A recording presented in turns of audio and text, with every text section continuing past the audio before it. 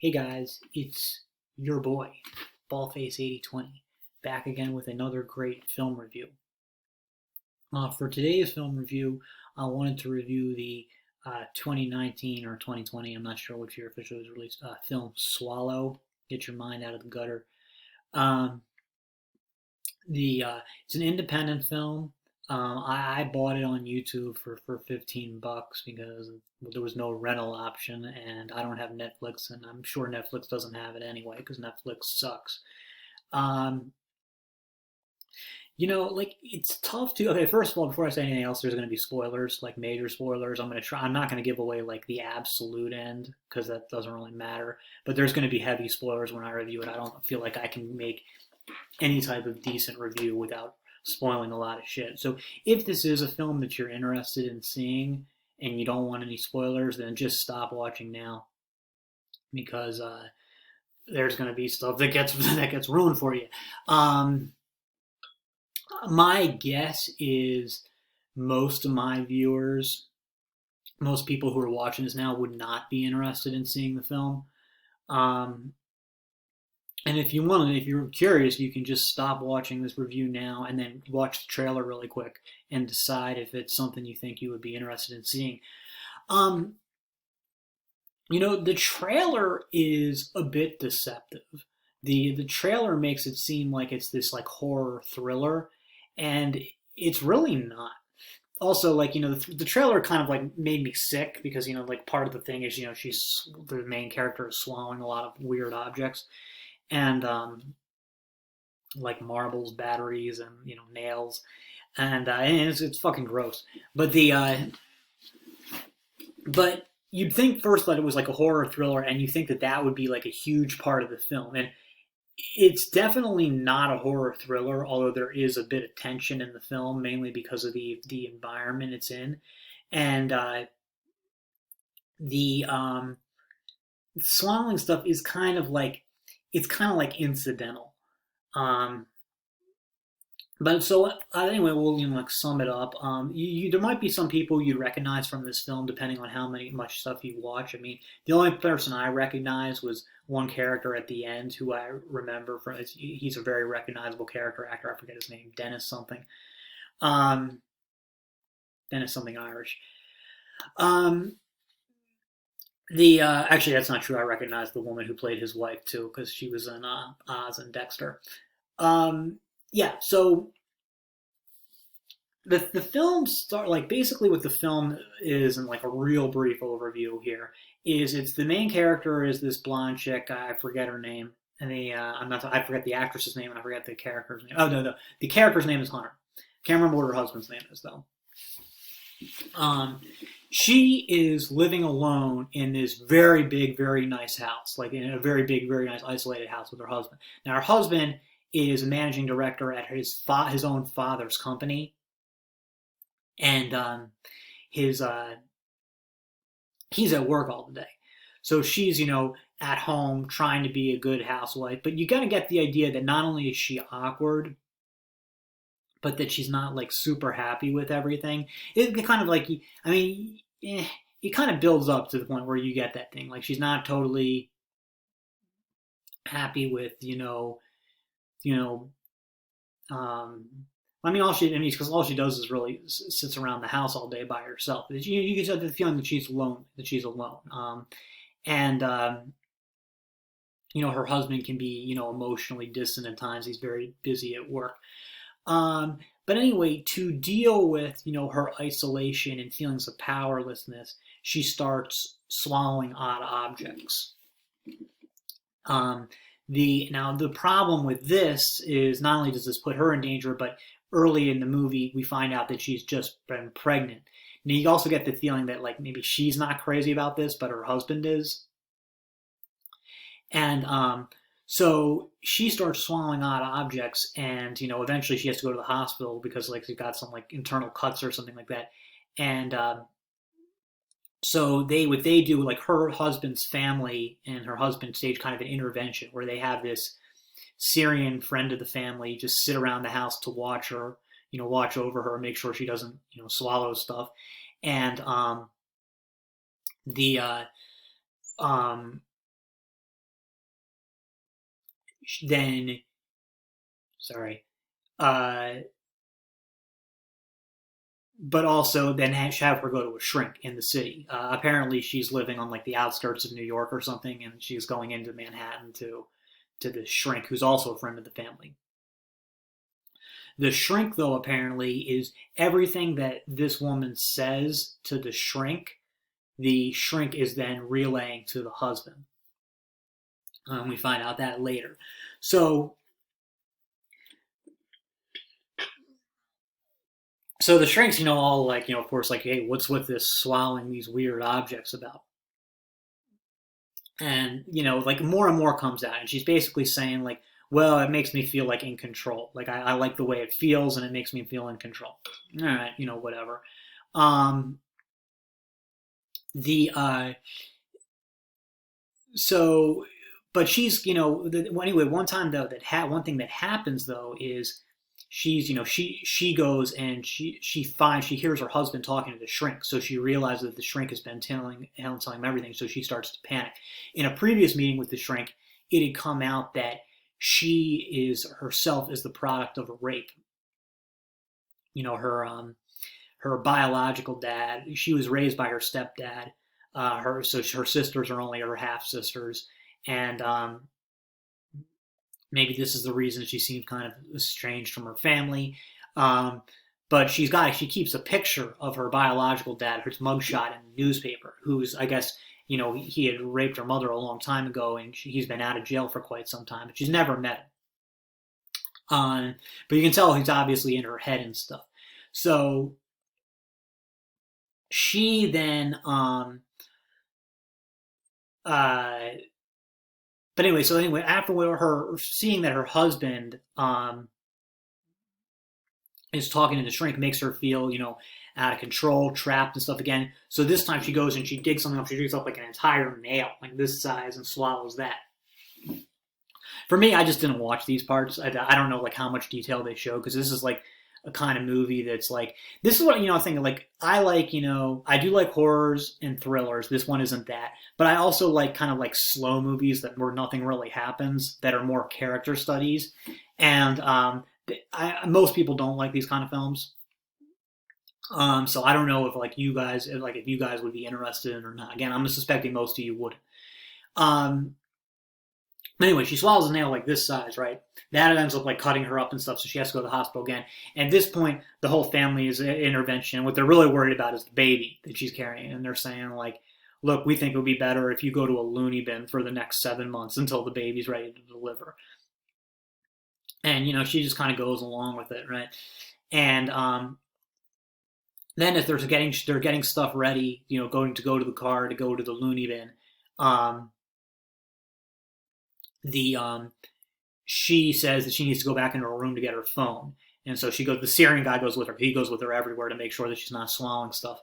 And I guess that he's kind of like, they've kind of developed this sort of kinship and stuff, and he kind of looks at her and like can tell that like this whole thing isn't right for her and stuff. So she goes and escapes out the window. He goes in and locks the bathroom door and turns on the water.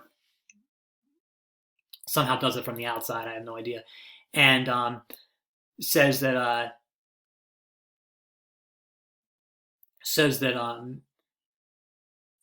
to make it look like that she had just run away or something. And no, okay, no, that's not what she does. She goes and leaves out one of these side door things. Then with him, he goes into the bathroom, locks it from the inside, opens the window, goes out, and then walks back in the house.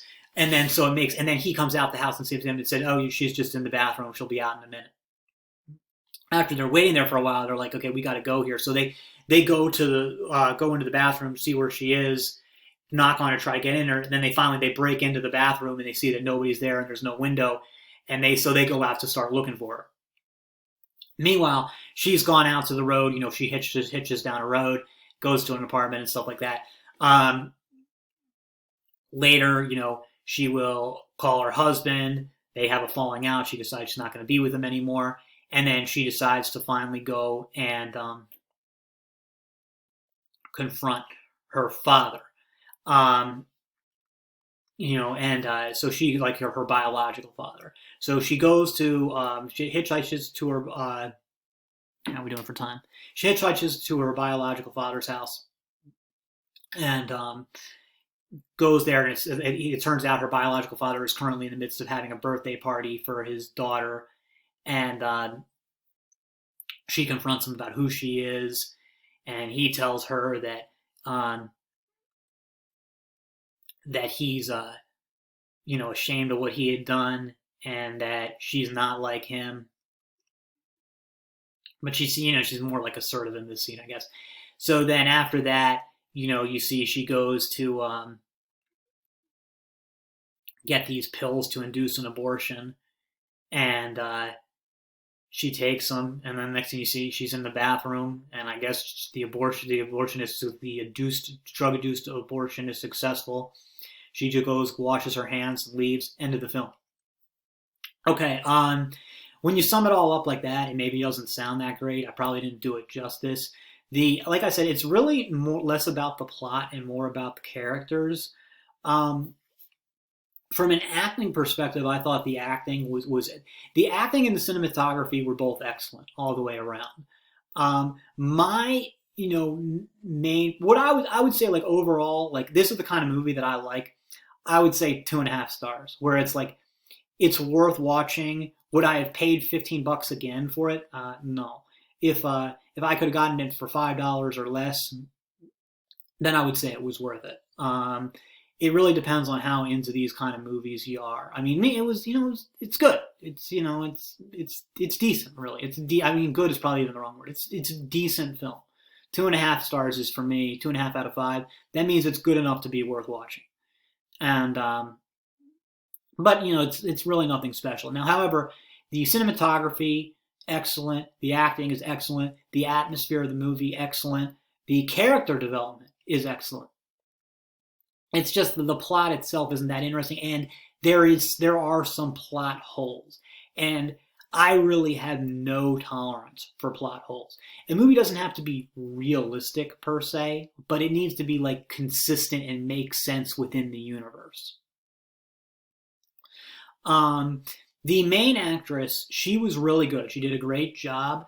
The reason I don't want to go too overboard in my praise for her is I feel like it's playing a character who is either very troubled or is just mentally deficient is, I think, I mean, I'm not an actor, so I wouldn't know, but from what I've seen, it's something that will often look very impressive on the outside, but I think it's probably easier to do than to play like a more normie guy, like a more normie person with convention. And her character, like, is fucking weird. Her character is weird. She's got like a lot of suppressed emotions and stuff from her, her childhood, and she's obviously very isolated and insecure. Um, the Whereas I felt like the better acting was more from the character actors of, like, well, I mean, the second guy wasn't even a character actor. The guy who played her husband, I thought he was phenomenal in his role, and I thought the evolution of his character was much more interesting than the evolution of her character. Um, I thought the the main guy's father was great at what he did. I mean, I hated his character, but I thought the acting for him was great. Guy just nailed it, and the mother, the same thing. Um, and to me, all three of those were harder roles to play than what the main woman did. Um, but anyway, I think we should talk, about some plot holes. The Okay, this isn't really a plot hole per se. This is a thing that, like, at the end, like, there's this kind of intense scene, right, where where she escapes from the house and goes and, like, to hitchhike out of there. Um, that didn't. I mean, like it worked in a sense. Like, I get you're trying to put her, like, in. She feels really trapped and stuff, so she's doing this, and, like, but the tension wasn't really. I don't know. I could kind of go either way because there's really no way they could have forced her to go to the loony bin, or she could have tried another time. I think it was more about how like she felt like she couldn't resist them and stuff. So I mean, I kind of get it. I kind of get it. I guess I just didn't feel like the thing is, let's say she did decide to go to the loony bin, she could have like just checked herself out at any time. The the but I just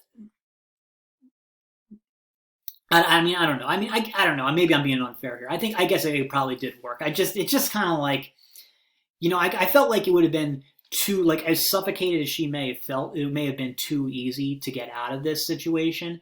Um, that's the one thing, but that's not really a plot hole. That's actually the more I talk about it, the more I think it's me being wrong. However, there was two huge things. One may sound like a nitpick, but it really bothered me, and the other is huge. She goes and confronts her biological father, right? When she's confronting her biological father, it's him, his wife, and their daughter, and you know, so the like one thing that comes up is like the daughter is saying like, "Hey, Daddy, can I show Hunter my room?" Because this is at a birthday party during the day, and seriously, like 2 seconds, like not 2 seconds, but like a minute before this conversation that I'm talking about happened, he had said, "Hey, kiddo, go out there and play with your friends." But anyway, then so she comes back in like 30 seconds later saying, "Hey, can I show Hunter my room?" And he's trying to get rid of her so he can talk to Hunter, his biological daughter. And he says, "No, no, it's time for bed." It's like, it's time for bed. What the fuck? We know that outside people are waiting for you to make dinner. You just told her to go play with your friends. What happened to all the kids' friends who were there? It's fucking light outside, and the kid isn't like a little kid. It's like she's like 8 years old.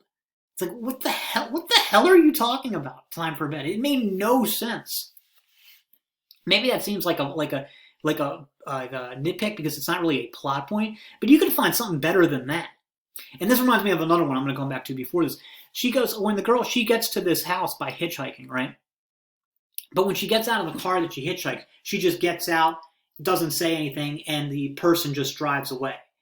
Okay, I could believe that she's like weird enough to not say goodbye, although that doesn't really fit with her character. I think that she would say like goodbye, thanks. And maybe she did say goodbye, thanks in the car and we just didn't hear it. But like, wouldn't most people instinctively wouldn't just drive away. They would like wave or something, you know? And, but I mean, I don't know. It didn't seem natural. It seemed weird. Now, look, I mean, you can maybe kind of suspend some disbelief there because just think like, well, maybe the person's as much of a weirdo as she is, and maybe they were trying to create the atmosphere. To me, that would have felt more like either they made some kind of lazy mistake or they were trying to create some sort of atmosphere by making it seem more like they're not saying hi or anything or something. I don't know. It didn't work. But here's the huge thing. This is a huge plot hole, right? She goes and like after the daughter has been shooed away by name, conveniently gets the wife to go, to put her daughter to bed at 5 o'clock in the afternoon, or 8-year-old daughter to bed at 5 o'clock in the afternoon, during her own birthday party. While that's all happening, he's alone in the kitchen with her. And there's two things that happen here. He's like, "So are you going to destroy my life?" And she's like, "Well, I haven't decided yet." And then so he goes to like confront her and grab her, and then she screams, "Don't touch me!" And then it's supposed to be like this yelling scene is like supposed to be she's coming into her own and like developing herself. Okay, but guess what? We know that the wife and daughter are already in the house. They would have heard it and come down and been like, "Yo, what's going on here?" Some girl who like they've seen her husband acting weird about already, and now she's screaming and they don't know what the hell's going on. It's just like, I mean, I can buy maybe that the people outside wouldn't have heard it, but the people that the mom and daughter upstairs would have heard it. The second thing is, and this is the huge thing. He's saying like, "Are you going to destroy my life?" Because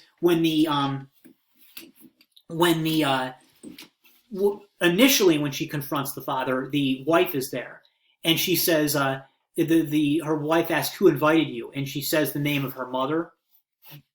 And her dad is like, oh yeah, we went to high school together. So like, what he's saying is like, now that's not true. It was some stranger rape. So basically, with the that between that and are you gonna ruin my life? Well, we have the idea that this guy's wife doesn't know that he is a convicted rapist. It's like, no, no, no, no, no. There's this thing called Megan's Law. You know, if you're a sexual offender, you're on, especially for something like a rape, you're on that list for life, as far as I know. And certainly, so this would have been like I'm guessing they got married like I mean at least 8 years ago, but 15 years ago. This was well after Megan's Law would have got passed. So unless they got married and he would have been in jail for presumably like 15 years for the rape. Maybe he got out a little bit early, but it doesn't even really matter when Megan's Law was passed. There's no way, while it's maybe possible that they could have gotten married without the wife knowing about it, eventually she would have realized, she would have known. Not only would she have known, but everybody in the fucking neighborhood would have known. Every parent who brought that kid to their party would have known. So, I mean, this is like, it's like, it doesn't make any sense. It's just fucking ridiculous. And I thought it really hurt the movie. Like, I think that definitely I think it was enough to, well, I don't know if you're going to say, like, for somebody like me, it really does like lessen my enjoyment of it. It might not have that effect with everybody. I mean, I guess that the movie got in my head enough that even though I didn't like it that much, and even though I hated the plot holes, I was interested enough to make this shitty movie review. How are we doing for time? Yeah, so I'm guessing that if you ever had any interest in seeing the movie, my poor review killed it for you. I'm sorry. I'm obviously not a very good film reviewer. I didn't think this review would be this bad. Um, One thing that I wanted to talk about was before we left though, was the evolution of the male lead. Um, her husband and stuff, and because like they're like, it starts out right. The first thing you see of him, and this is probably supposed to be some kind of foreshadowing. The first thing you see of him, you don't really see him at all. You just see his hands because they got a really big property, and I guess they've got some lambs or something. And you can see the lambs all going to huddle in the corner because apparently lambs know when the axe man cometh, and the ants are all huddling together in a corner, and he goes and picks one up and grabs it and starts walking away, and then you see like him slaughtering the lamb and then, cooking it. And then they're having dinner. So I'm guessing that was supposed to be some kind of foreshadowing. For me, it was just weird because I had no idea. Like, I knew that like cows, when they were going to slaughterhouses, knew about it, and pigs, but I had no idea that like on like a family farm that animals can sense like when you're actually coming to kill them. It's kind of upsetting. The and maybe that was part of it, to like have some kind of like shock thing to it. But anyway, you don't. I eat meat, although I probably will give it up someday. No, so it's not like, I don't think they were trying to say that people who eat meat are evil. I think it was just more supposed to be like a sign of who this guy is. And that's just one thing that I wanted to say. Like, in these types of movies, the directors are always going to be trying to really give you signs. So, one thing that you can do when you're watching films, because I'm horrible at picking up symbolism and stuff like that, or signs, is just like look at like, what is the director trying to say? What is the director and the writer trying to say? As opposed to just taking, what I normally do is just take it on its own. But if you want to like be able to predict twists and stuff. So anyway, during the like dinner, it's your typical boring upper class dinner, but the guy gets up, talks about how like he couldn't have accomplished anything without Hunter, his beautiful wife, or his beautiful bride, and how he's she's the most important thing in the world to him, blah blah blah. And then kind of like, and then his dad says, "Oh yeah, and thanks mom and dad for buying me the house, or buying us the house," like sarcastically and stuff. So the feeling you're getting there, and the way that he looks at it, it's like he seems like he's super into her, he's super in love with her, and that again, it all seems, and the relationship all seems good like that. Then the first sign that there's something wrong is this time where he's like, hey, babe, did you iron this tie? And she's like, oh, yeah, I did. She's like, oh, why do you ask? And he's like, this is a silk tie. It needs to be steamed. And then the tie is ruined. And then she's like, oh, I'm sorry. Do you have another tie you can wear? And then he goes, not that goes with this shirt. So what the fuck am I supposed to do? And you can tell like she feels really bad, and he's just really pissed. And this is like supposed to be one of the first signs that he's a bad guy. Now, my problem with this, and then the other sign that was before this was there's two signs that were before this. One is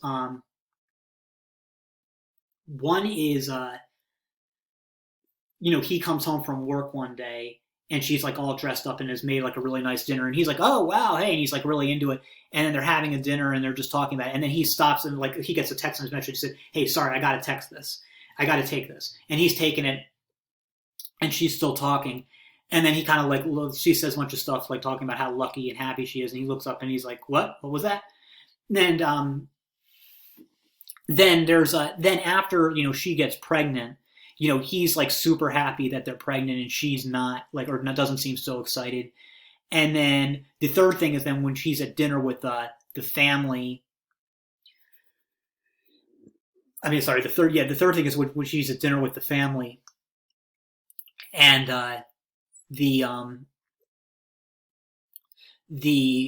they're all there. I mean, her and him and his are meeting with his parents to celebrate that she's pregnant, and then so he's meeting. There you get this feeling like she starts to tell a story, and then the asshole dad cuts her off and says, hey, sorry, I have to stop you there, and he asks his son something about work.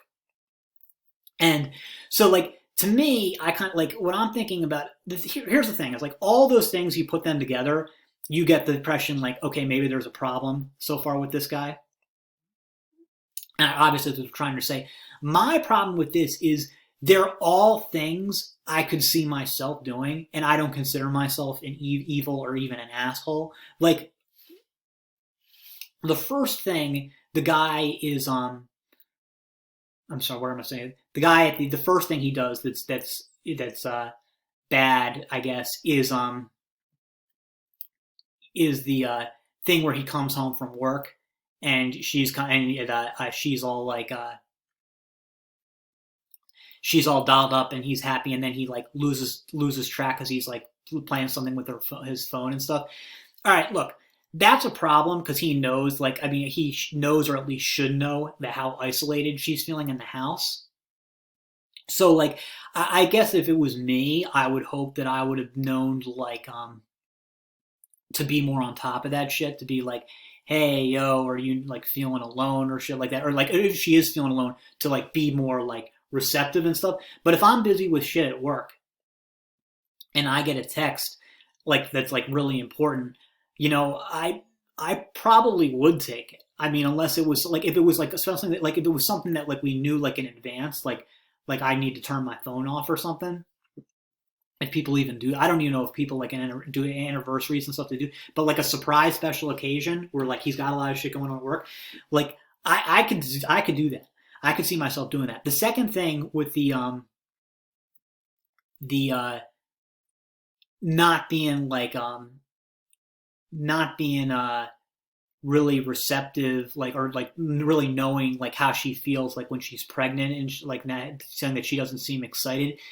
If that was me, I'm not sure I'd have been that worried either, because I would have just figured like that's just kind of how she acts, and I would have just like I mean, she's acting weird this whole movie, like I mean, we've never seen her before. Like, I mean, I just kind of assumed that she's sort of a weird, damaged person. So like for her to like not be like, it could be nervousness, it could be she could be having ambivalent feelings about it. So for me, like her not being excited, I would have kind of been like, whatever, man. Like, it's I kind of like wouldn't have really thought anything there. I mean, I might have like pressed her a little bit more on my feelings, saying like, are you not feeling well about it? Are you not feeling this shit? Stuff like that. Make sure that she was into it. But the thing is, like, I would attribute both of those things to just being, to me, they seem more to being like kind of like clueless than being like evil. I mean, and I think that's kind of the point. You can interpret this either way. Um, the With dinner with the family, with her getting cut off by her father. Yeah, that one's a little different. I probably would like if you're telling some rambling story that nobody else is there is interested in. I would kind of look at the cutoff as kind of a mercy killing, but then I would like on my own, like later, like ask her about it. Then like you like, hey, yo, what was that we were saying? I know my dad's such an asshole. I cut you off, that type of thing. I didn't want to make a big deal out of it. So I think what you're seeing in all of these things so far is that you can kind of interpret this guy's behavior either way. And me, as a viewer, like I just interpret it as him being kind of clueless. But we see down the road that these aren't the signs of cluelessness. He's callous. He doesn't really care about her. But then the thing with the tie, this is the first time we see him be kind of cruel because you can tell she's upset that he's upset about the tie. He doesn't tell her it's okay or anything. He just gets angry about it. I would have. This is probably the one where I'm the most sympathetic with his character because that's the kind of thing. Like, I mean, I can't imagine myself giving a shit about a tie, but that would like if it was something I cared about, I would be really frustrated. Like, I don't have it. Like, you fucked up a good tie, and I got to go to work, and I don't have a tie that work matches with it. I mean, again, this just isn't something I give a shit about, so I don't know. But I could see like if you did like put me in like in a situation where like I'm in trouble now, like or like in a like you caused me some real inconvenience, I'd be pissed, and I probably wouldn't be. In fact, I know I wouldn't be jumping to comfort. Now, maybe when I felt better, I would be ready to move on. But at the time, I'd be pretty pissed, and then I'd be like, I would let her be. I would let her be depressed unless I was worried, like concerned that like I guess that comes back to it again. Like that this is somebody you either know that this is somebody who can't handle it, or you should know. And if you don't know, you're not properly engaged enough. So the thing is, and that's what we're be led to think. Like, yeah, this guy's like a fuck up in these things, but they're all things where he's just out of touch. He's just disengaged. And you see this another thing is like, when he goes and he had told apparently like the first time that like she had gone to the hospital for swallowing this stuff, she's hosting his birthday party, right? And she's hosting his birthday party, and her it comes out at the birthday party that everybody else at the party, the people at the party aren't friends of hers. They're friends or coworkers of her husband.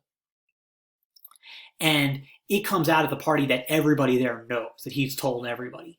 And they go and speak in private, and he's like, "Look, babe, they all care about you. They want to help you and stuff." And she's like, "I'm not. You shouldn't have told him this shit." And he's like, "Are you mad at me? Like, I got I'm going through shit too. I have to tell you stuff." And she's just like, "I can't believe you fucking told him." And then he spazzes at her, like, "Hey, can we not ruin my birthday party, please? We'll talk about this later." And he goes back in. This is, again, something I could see myself doing, because these are things like when, like, I kind of feel like somebody thinks that I've done something wrong and I don't, but I become, like, kind of insecure about whether I have or not. I can kind of snap at them. And this thing is like, and I still don't see a huge problem with him telling me, because when she confronts him about it again later, she's like, "I want you to say you're sorry." And he says, I am sorry.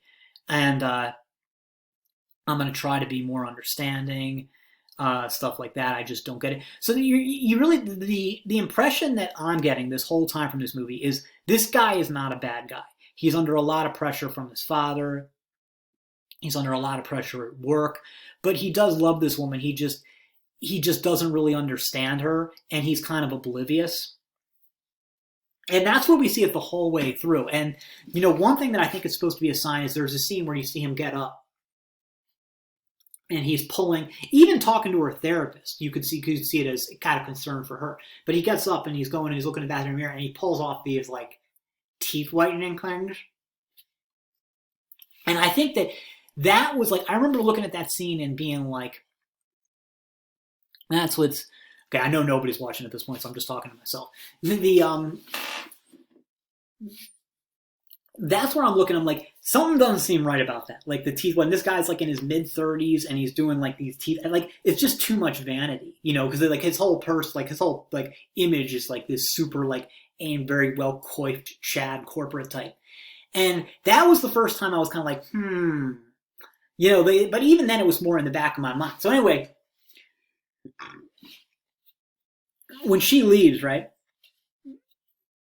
When she leaves the house, the house and goes and she's staying in a motel, and she calls him, and he's in the car with his dad. They're still driving around looking at her, and it's dark by this point, so it's been a while. And he just answers the phone. He's like, "Where are you?" And she's like, "Hey, there's just some things I wanted to say because I still have feelings for you." And then he stops the car, gets out, so he's talking to her privately, and he's like, look, babe, I love you. I want you to come back. And when you do come back, say, I want things to go back to what she's saying. Like, I think I may have rushed into things to make you happy, like getting married and having the baby. And he says, look, I love you. And, I want things to go back to the way they were before, in how they were. And she's like, I love you too. And he said, so come back. And then she says, no. And then he says, so what are you going to do? Are you just going to live on the street? And, she doesn't say anything. He says, like, you can't do anything. All you are capable of doing is sitting around the house.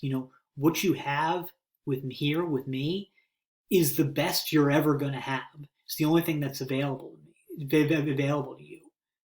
And if you don't fucking come back, I will hunt you down to the end of the earth, you ungrateful cunt.